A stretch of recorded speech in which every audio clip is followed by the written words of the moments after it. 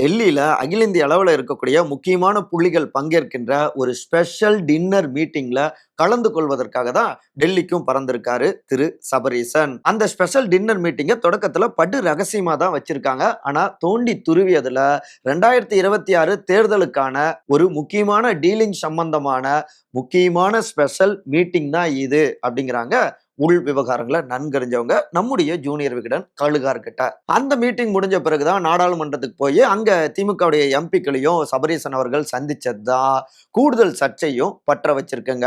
எதற்காக சபரீசன் அவரு நாடாளுமன்றம் போகணும், அப்படியே போனாலும் அங்க திமுக எம்பிக்களோடு சேர்ந்து புகைப்படம் எடுத்து அதை வெளியிட காரணம் என்ன அப்படின்னு திமுகக்குள்ளார இருந்து கூடுதல் புகைச்சல்ங்க.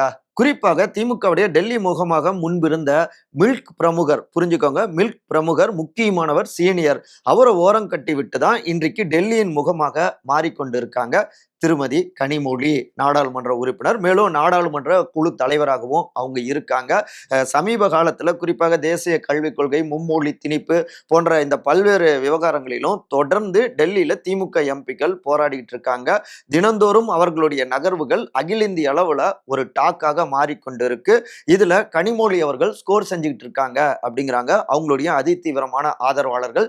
இப்படிப்பட்ட ஒரு நிலையில தான் திமுகவுல தனக்கு இருக்கக்கூடிய அதிகாரத்தையும் டெல்லியில இருக்கக்கூடிய தன்னுடைய லாபி இப்போதும் எப்போதும் என் கையில் தான் இருக்கும் என்பதை யாருக்கோ புரிய வைக்கத்தான் சபரீசன் நாடாளுமன்றத்துக்கு விசிட் அடித்திருக்கிறார் அப்படிங்கிறாங்க இந்த உள் விவகாரங்களை அறிந்த சீனியர்கள் நம்முடைய ஜூனியர் விகடன் கழுகார்கிட்ட.